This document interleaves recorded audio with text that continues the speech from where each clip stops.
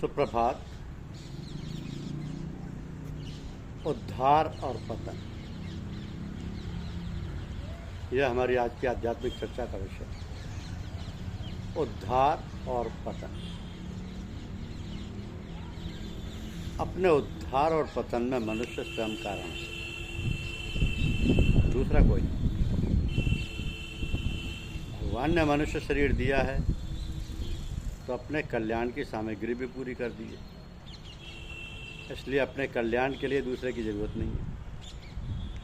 भगवान ने गीता में स्पष्ट कहा है कि अपने द्वारा अपना उद्धार करें, अपना पतन ना करें, क्योंकि आप ही अपने मित्र और आप ही अपने शत्रु हैं। गुरु, संत और भगवान भी तभी उद्धार करते हैं जब मनुष्य स्वयं उन पर श्रद्धा विश्वास करता है, उनको स्वीकार करता है, उनके सम्मुख होता है, उनकी आज्ञा का पालन करता है। अगर मनुष्य उनको स्वीकार ना करे तो वो कैसे उद्धार करेंगे? नहीं कर सकते। खुद शिष्य ना बने तो गुरु क्या करेगा? जैसे दूसरा व्यक्ति भोजन तो दे देगा, पर भूख खुद की चाहिए। खुद की भूख ना हो तो दूसरे के द्वारा दिया गया बढ़िया भोजन भी किस काम का? ऐसे ही खुद की लगन ना हो तो गुरु का, संत महात्माओं का उपदेश किस काम का? गुरु, संत और भगवान का कभी अभाव नहीं होता। अनेक बड़े बड़े संत हो गए, आचार्य हो गए, गुरु हो गए, भगवान के अवतार हो गए, और अभी तक हमारा उद्धार नहीं हुआ। ऐसे सिद्ध होता है कि हमने ही उनको स्वीकार नहीं किया। तो अपने उद्धार और पतन में हम ही कारण हैं। जो अपने उद्धार और पतन में दूसरों को कारण मानता है, उसका उद्धार कभी भी नहीं हो सकता। वास्तव में मनुष्य स्वयं ही अपना गुरु है, इसलिए उपदेश स्वयं को ही दे। दूसरे में कमी ना देखकर अपने में ही कमी देखे और उसे दूर करने की चेष्टा करें। आप ही बताना, आप ही अपना गुरु बने, आप ही अपना नेता बने और आप ही अपना शासक बने। तात्पर्य ये हुआ कि वास्तव में कल्याण न गुरु से होता, न ईश्वर से होता, वो तो तुम्हारी सच्ची लगन से होता है। खुद की लगन के बिना भगवान भी कल्याण नहीं कर सकते। अगर कर देते तो हम आज तक कल्याण से वंचित क्यों रहते? ना तो गुरु का अभाव है, ना ही तो संत महात्माओं का अभाव है, न भगवान का अभाव है। भगवान हमारी लगन का है। कल्याण की प्राप्ति न गुरु के अधीन है, न संत महात्माओं के अधीन है, न भगवान के अधीन है। ये तो स्वयं के ही अधीन है। जब हमारी लगन के बिना सर्वशक्तिमान भगवान भी हमारा कल्याण नहीं कर सकते, तो मनुष्य में कितनी शक्ति है कि हमारा कल्याण कर दें? हमारी लगन नहीं होगी तो लाखों करोड़ों गुरु बना लें तो भी कल्याण नहीं होगा। अगर हमारे हृदय में सच्ची लगन होगी तो गुरु भी मिल जाएगा, संत भी मिल जाएंगे, भगवान भी मिल जाएंगे, अच्छी पुस्तकें भी मिल जाएंगी, ज्ञान भी मिल जाएगा। कैसे मिलेगा, किस तरह मिलेगा, ये भगवान जाने। फल पककर तैयार होता है तो तोता आकर स्वयं उसको चोंच मारता है। ऐसे ही यदि हम सच्चे मित्र बन जाएं तो सच्चा गुरु खुद हमारे पास आएगा। शिष्य को गुरु की जितनी आवश्यकता रहती है, उससे अधिक आवश्यकता गुरु को शिष्य की रहती है। जिसके भीतर अपने उद्धार की लगन होती है, अगर आप अपना उद्धार चाहते हैं तो उसमें बाधा कौन दे रहा है? कितने अच्छे गुरु हों, संत हों, पर आपकी इच्छा के बिना कोई आपका उद्धार नहीं कर सकता। अगर आप अपने उद्धार के लिए तैयार हो जाएं तो संत महात्मा ही नहीं, दुष्ट भी आपकी सेवा करेंगे। इतना ही नहीं, दुनिया मात्र आपकी सेवा करने वाली हो जाएगी। सच्चे हृदय से भगवान में लगे हुए व्यक्ति को कोई दुख देता है तो वह दुख भी उसकी उन्नति में सहायक हो जाता है। दूसरा तो उसको दुख देने की नीयत से काम करता है, पर उसका भला हो जाता है।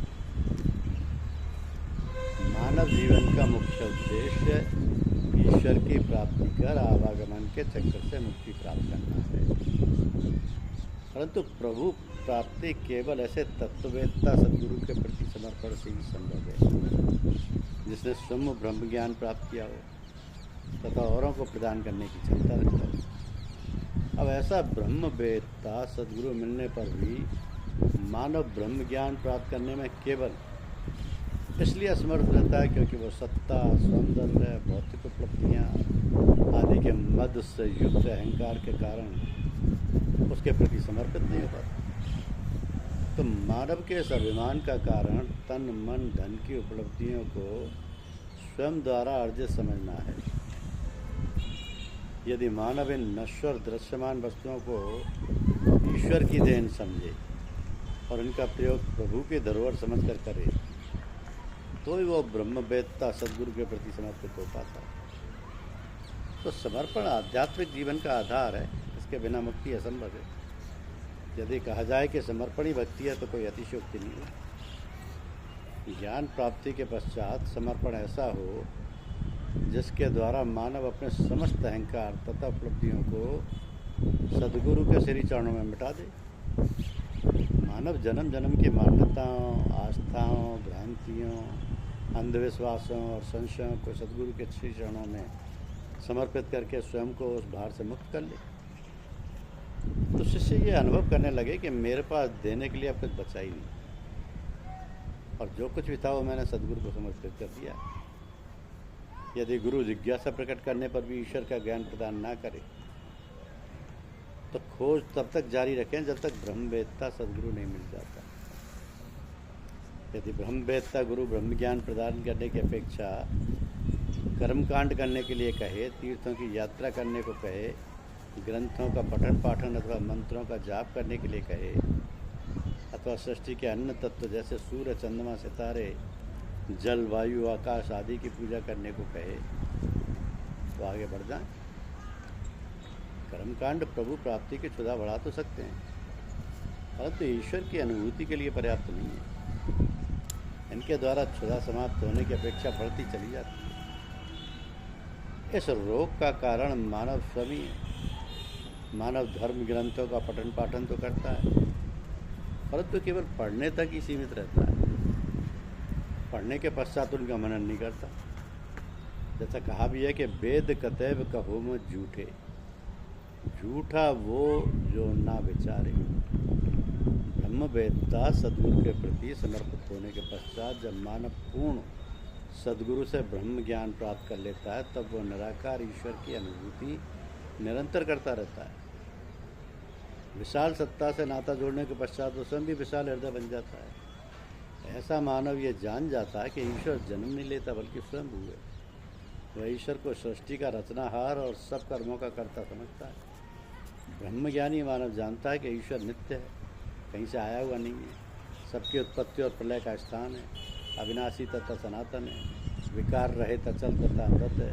ब्रह्मज्ञानी मानव जानता है कि संपूर्ण सृष्टि का मूल स्वरूप ईश्वर ही है। तो ईश्वर के प्रति इस प्रकार समर्पित हो जाता है कि स्वयं को ईश्वर के हाथ की कठपुतली मानकर अहम, निंदा, ईर्ष्या, घृणा और द्वेष से दूर रहता है। उसका कहना होता है कि काठ की पुतली क्या जाने, अपनी नचावन हरा जाने। ज्ञानी स्वयं को शरीर नहीं बल्कि ईश्वर को एक अविभाजित अंश आत्मा समझता है।